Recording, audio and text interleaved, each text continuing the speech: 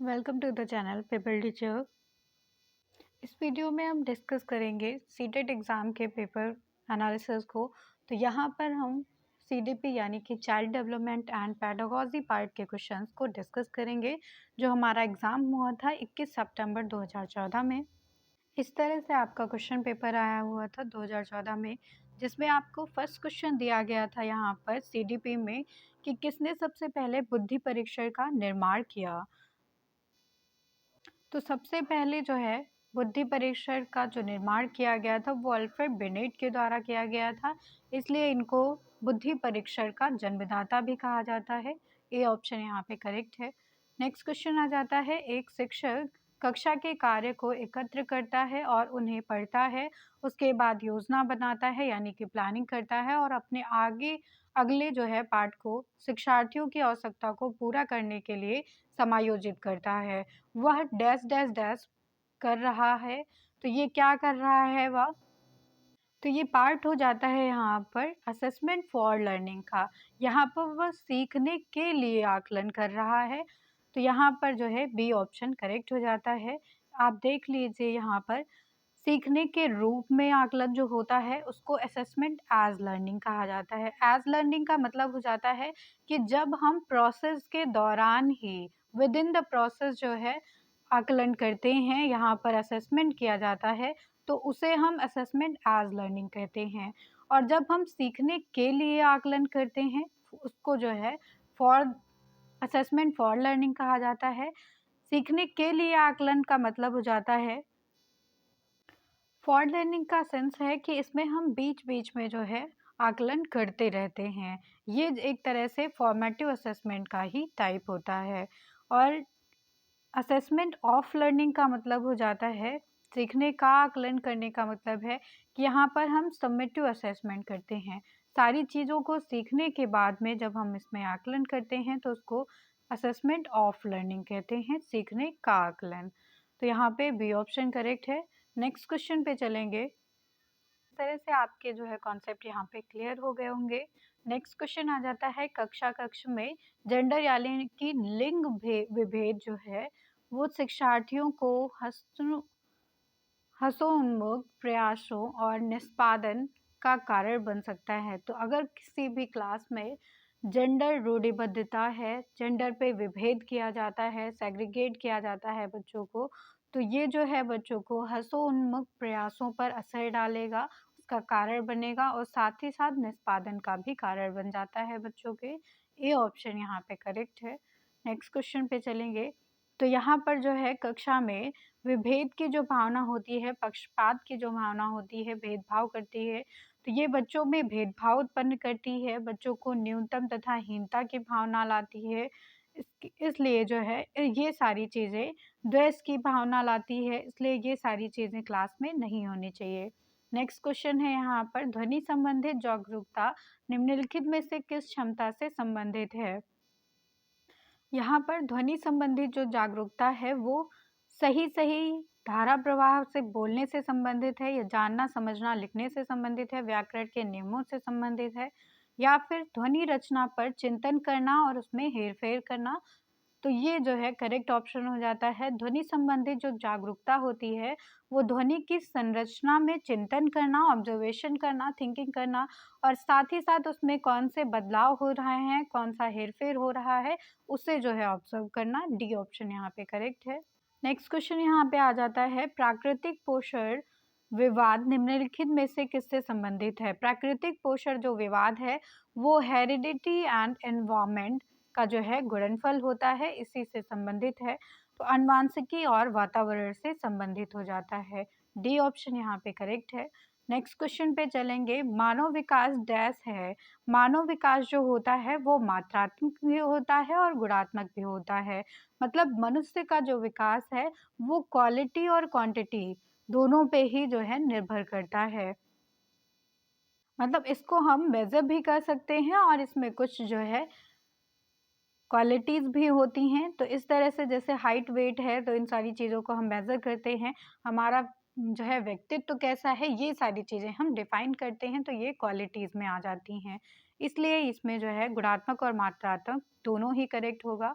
Next question है यहाँ पर, निम्न में से कौन सा सामाजिकरण के निष्क्रिय एजेंसी है?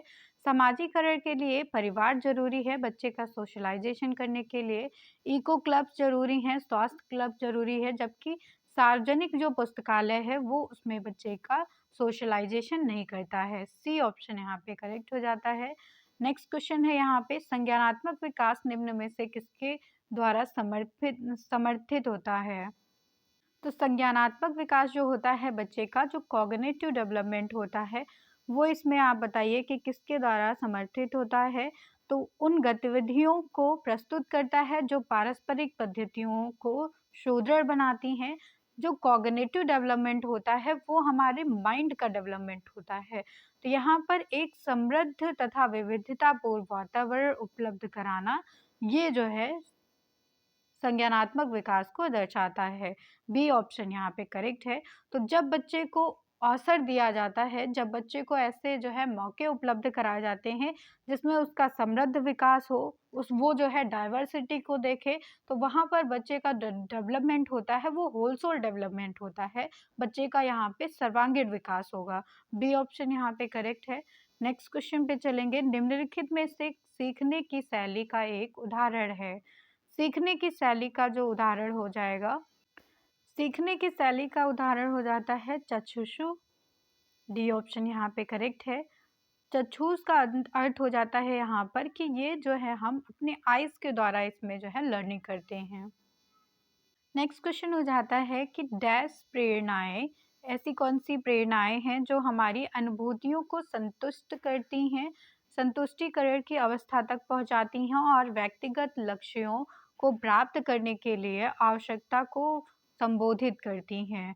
तो हमारी जो भावनात्मक प्रेरणाएं होती हैं वो हमारी व्यक्तिगत लक्ष्यों को प्राप्त करने के लिए आवश्यक होती हैं और साथ ही साथ हमें संतुष्टि देती हैं, मतलब जनरलाइजेशन भी करती हैं, सेटिस्फैक्शन के एरिया में ले जाती हैं।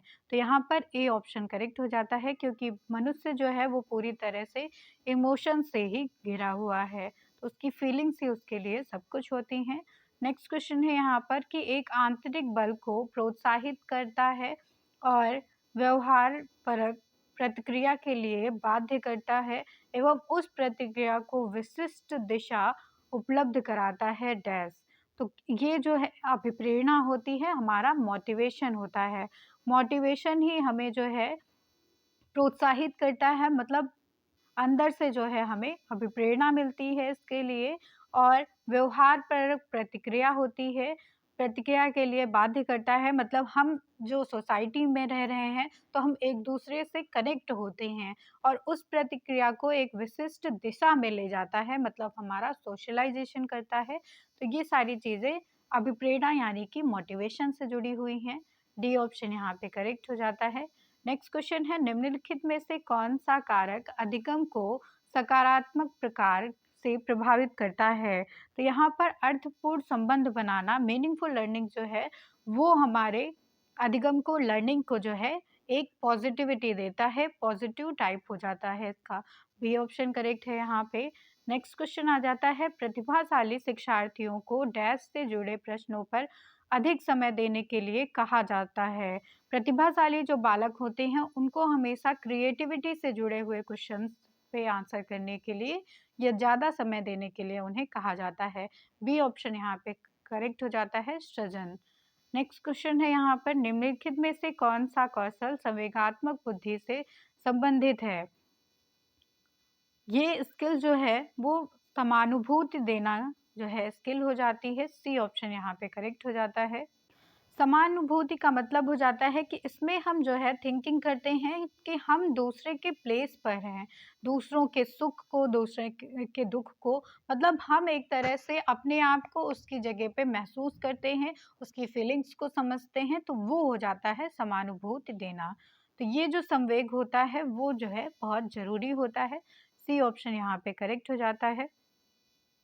नेक्स्ट क्वेश्चन है यहाँ पर, गणित से अधिगम निर्योग्यता का आकलन निम्नलिखित में से किस परीक्षण परीक्षण द्वारा सर्वाधिक उचित तरीके से किया जा सकता है? निदानात्मक परीक्षण जो है हमेशा बेस्ट होगा, क्योंकि हम इसमें सबसे पहले जो है उस प्रॉब्लम को खोजते हैं जिसकी वजह से बच्चा परेशान है। तो उस कमजोरी को हम देखते हैं, उसके बाद बच्चे को जो है उपचारात्मक परीक्षण देते हैं। उसको जो है रेमेडी दी जाती है उस चीज़ के लिए, उस प्रॉब्लम के लिए। तो यहाँ पर ये सबसे बेस्ट हो जाता है। नेक्स्ट क्वेश्चन आएगा यहाँ पर, प्रवाहपूर्णता, व्याख्या, मौलिकता और लचीलापन डैश के साथ संबंधित होते हैं। तो यहाँ पर ये जो वर्ड है, प्रवाहपीड़ता यानी कि जो कंसिस्टेंसी होती है, व्याख्या करना, मौलिकता और लचीलापन, फ्लेक्सिबिलिटी जो रहती है, वो सब हमारे अपसारी चिंतन में आते हैं। ये जो है डाइवर्जेंट थिंकिंग होती है, जिसमें बच्चा हर तरीके से सोचता है जो है। इस तरह से ये डाइवर्जेंट थिंकिंग होती है और इसमें बच्चा जो है हर एक दिशा में सोचता है, चारों दिशाओं को जो है एनालिसिस करेगा, हर एक पॉइंट पे जो है वो एनालिसिस करेगा और हर तरफ से वो सोचेगा। तो डाइवर्जेंट थिंकिंग के ये जो है लक्षण यहाँ पे बताए गए हैं। नेक्स्ट क्वेश्चन आ जाता है यहाँ पर, सभी के लिए विद्यालयों में सभी की शिक्षा निम्नलिखित में से किसके लिए प्रचार वाक्य हो सकता है? तो ये जो वाक्य है वो आप देख रहे हैं, इसमें एक मतलब सभी विद्यालयों में सभी बच्चों को इंक्लूड किया जा रहा है शिक्षा के लिए। तो ये हमारी समावेश शिक्षा हो जाती है। इंक्लूसिव एजुकेशन का ये वाक्य है। इंक्लूसिव एजुकेशन में हर एक बच्चे को जो है समानता का अवसर दिया जाता है, समान क्लासरूम में पढ़ाया जाता है, उसमें किसी भी तरह का बच्चों में सेग्रीगेशन नहीं किया जाता है। तो इंक्लूसिव एजुकेशन का राइट आंसर हो जाता है। नेक्स्ट क्वेश्चन आ जाता है यहाँ पर, निम्न में से कौन सी शब्दावली प्रायः अभिप्रेरणा के साथ अंतः बदलाव के साथ इस्तेमाल की जा सकती है?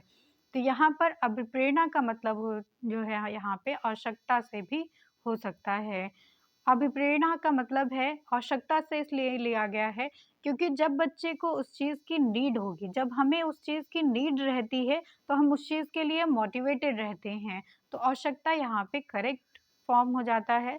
नेक्स्ट क्वेश्चन है यहाँ पर, निम्नलिखित में से कौन सा स्टर्नबर्ग की बुद्धि के त्रिस्तरीय सिद्धांत का एक रूप है? तो स्टर्नबर्ग की जो बुद्धि के रूप बताए गए हैं उसमें उन्होंने त्रिस्तरीय सिद्धांत दिया है स्टर्नबर्ग ने बुद्धि का। तो सबसे पहले ये याद रखिएगा कि स्टर्नबर्ग ने बुद्धि का सिद्धांत दिया है और कैसा सिद्धांत, वो त्रिस्तरीय सिद्धांत है जिसमें 3 फैक्टर्स बताए गए हैं। 3 फैक्टर्स में से एक फैक्टर यहाँ पे हो जाता है व्यवहारिक बुद्धि का। व्यवहारिक बुद्धि पहली बुद्धि हो जाती है, दूसरी जो है सृजनात्मक बुद्धि होती है, तीसरी विश्लेषणात्मक बुद्धि होती है। तो व्यवहारिक का मतलब है बिहेवियरल इंटेलिजेंस है ये, सृजनात्मक का मतलब है यहाँ पर कि क्रिएटिविटी इंटेलिजेंस है ये, और तीसरी जो है वो एनालिसिस इंटेलिजेंस है ये। तो 3 तरह की बुद्धि हो गई यहाँ पर। नेक्स्ट क्वेश्चन है यहाँ पर, 1 वर्ष तक शिशु ने जब आँख, कान, आँखों से सोचते हैं, 1 वर्ष तक जो शिशु होते हैं वो आँख, कान और हाथों से जो है सोचते हैं, सारी प्रक्रियाएं करते हैं। यह कौन सा जो है स्तर होता है? तो यहाँ पर जीन प्याजे ने 4 स्तर दिए हैं अपनी थ्योरी में, कॉग्निटिव डेवलपमेंट की थ्योरी में। तो जीन प्याजे के अनुसार बताया गया कि ये जो पहला स्टेप होता है वो हो जाता है यहाँ पर इंद्रिय जनित गामक स्तर। तो इंद्रिय जनित गामक स्तर जो होता है इसको सेंसरी मोटर स्टेज कहते हैं। सेंसरी मोटर स्टेज जो होती है उसमें बच्चा जो है 0 से लेकर 2 ईयर तक का होता है। यहाँ पर 0 to 2 ईयर की स्टेज होती है सेंसरी मोटर स्टेज। तो यहाँ पर बी ऑप्शन एकदम करेक्ट हो जाता है इसके लिए, जिसमें बच्चा अपने आँख और कान और हाथों से जो है हर एक प्रतिक्रिया देता है और सोचता है। तो ये बहुत इंपॉर्टेंट स्टेज हो जाती है। इसके बाद जो स्टेज आती है यहाँ पर वो पूर्व संक्रियात्मक स्टेज होती है। पूर्व संक्रियात्मक स्तर जिसको कहा जाता है, इसको प्री ऑपरेशनल स्टेज कहते हैं। इसकी एज हो जाती है 2 से लेकर 7 साल की एज। और इसके बाद मूर्त संक्रियात्मक अवस्था आती है, इसको कॉन्क्रीट ऑपरेशनल स्टेज कहा जाता है। इसके लिए एज हो जाती है 7 to 11 ईयर की। और इसके बाद अमूर्त संक्रियात्मक स्तर आता है जिसमें जो है बच्चे की स्टेज होती है 11 ईयर से लेकर 16 ईयर तक की। तो इस तरह से 4 जो है स्तर बताए गए जीन पियाजे के द्वारा। नेक्स्ट क्वेश्चन लव वाइगोत्स्की से है यहाँ पर। तो वाइगोत्स्की के सिद्धांत में विकास के निम्नलिखित में से कौन से पहलू की उपेक्षा होती है? तो वाइगोत्स्की ने अपने जो है सिद्धांत में सांस्कृतिक यानी कि कल्चर को इन्वॉल्व किया है, भाषाई यानी कि लैंग्वेज को भी इन्वॉल्व किया है, सामाजिक यानी कि सोशल को भी इन्वॉल्व किया गया है, लेकिन जो जैविक है इसकी जो है उपेक्षा होती है इनके सिद्धांत में। तो बी ऑप्शन यहाँ पे करेक्ट हो जाता है। नेक्स्ट क्वेश्चन यहाँ पे आ जाता है, छात्राएं अपने उम्र के लड़कों की तरह गणित में अच्छी हैं, या बी ऑप्शन है यहाँ पर कि अपने उम्र के लड़कों की तुलना में स्थानिक अवधारणाओं में कम कुशलता रखती हैं। तो हम क्यों कहें जो है कि बच्चों में भेदभाव करें, जेंडर जो है स्टीरियोटाइपिंग का जो है फॉर्म करें। तो बी ऑप्शन यहाँ पे गलत है कि लड़कियां कम जो है कुशल हैं। नेक्स्ट है यहाँ पर कि भाषिक और संगीत संबंधी अधिक क्षमता रखती हैं, या फिर जो है गणित के सवाल अच्छे से सीखती हैं लेकिन उन्हें तब तक कठिनाई आती है जब तक कि वह उस पर तर्क ना कर लें। तो ये भी यहाँ पे रॉन्ग हो जाता है, और गणित की बात हो रही है इसलिए भाषिक और संगीत का भी संबंध नहीं होगा। तो यहाँ पे ए ऑप्शन करेक्ट हो जाता है कि अपनी उम्र के लड़कों की तरह ही गणित में अच्छी हैं छात्राएं। ए ऑप्शन करेक्ट हो जाता है यहाँ पर, क्योंकि यहाँ पर हम किसी भी तरह का लैंगिक विभेद नहीं दिखा रहे हैं, इसलिए हमें सबसे बेस्ट ऑप्शन जो है चूज करना है। नेक्स्ट क्वेश्चन आ जाता है, ग्रेड अंकों में कैसे अलग हैं? ग्रेड और अंक कैसे अलग हैं वो आपको पूछा जा रहा है। तो ग्रेड की बात की जा रही है कि ये कैसे जो है अलग हो जाते हैं। यह प्रश्न निम्न में से किस प्रकार के प्रश्नों से संबंध रखता है? तो ये जो प्रश्न है उससे हमें सोचना पड़ेगा, यानी कि उसमें हम एनालिसिस करेंगे, और एनालिसिस करेंगे तो ये विश्लेषणात्मक क्वेश्चन है जिसमें हमें जो है कहीं ना कहीं जो है विशेषता बतानी है कि ग्रेड कैसे अंक से जो है अलग हो जाते हैं। ए ऑप्शन यहाँ पे करेक्ट है। नेक्स्ट क्वेश्चन आ जाता है अब कि शब्दों में अक्षरों के क्रम को पढ़ने में कठिनाई का अनुभव करना अक्सर चक्षुष स्मृति का हास्य डैश से संबंधित होता है। तो ये डिसलेक्सिया का जो है लक्षण दिया गया है जिसमें बच्चे को पढ़ने संबंधी विकार होता है। ये एक तरह से जो है लर्निंग डिसेबिलिटी होती है। तो डिसलेक्सिया जो है लर्निंग डिसेबिलिटी है, अधिगम विकार आता है ये। यहाँ पे डी ऑप्शन जो है करेक्ट हो जाता है। चलेंगे नेक्स्ट क्वेश्चन पे। नेक्स्ट क्वेश्चन यहाँ पे आ जाता है कि रिया कक्षा में पिकनिक तय करने हेतु ऋषभ से सहमत नहीं है। एक बच्ची है रिया जो ऋषभ से सहमत नहीं है पिकनिक के लिए। वह सोचती है कि बहुतम के अनुकूल बनाने के लिए नियमों का संशोधन किया जा सकता है। यह सहपाठी विरोध विरोध प्याजे के अनुसार निम्नलिखित में से किससे संबंधित है? तो यहाँ पर ये जो लड़की है उसका कहना है कि बहुतम के अनुकूल बनाने के लिए नियमों का संशोधन भी किया जा सकता है। तो ये प्याजे के अनुसार किस तरह से जो है कनेक्टेड है यहाँ पर? तो प्याजे के अनुसार बताया गया है कि ये जो लड़की की सोच है वो दिखाती है कि सहयोग की नैतिकता से संबंधित है ये।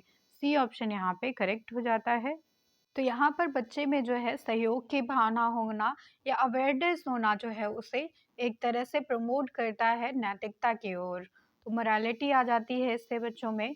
नेक्स्ट क्वेश्चन आ जाता है कि वे शिक्षक जो विद्यालय आधारित आकलन के अंतर्गत कार्य करते हैं, तो विद्यालय के लिए काम करते हैं अगर जो है टीचर, तो उन्हें प्रत्येक शिक्षार्थी को प्रत्येक विषय की परियोजना कार्य देना पड़ता है।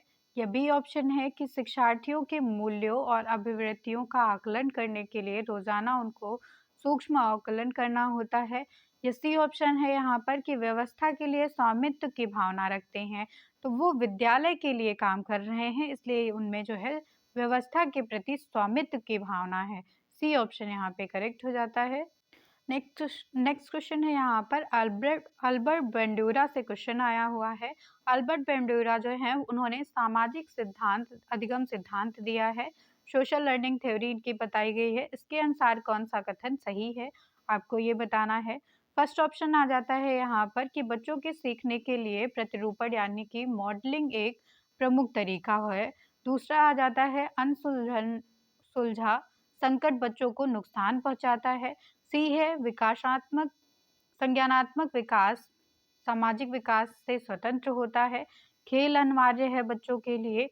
तो अल्बर्ट बैंड्यूरा जो हैं वो बात करते हैं बच्चों के सोशल लर्निंग थ्योरी के बारे में। तो इनका कहना था कि बच्चों को जो सिखाने के लिए सबसे ज़रूरी है, प्रमुख तरीका माना गया है, वो मॉडलिंग है।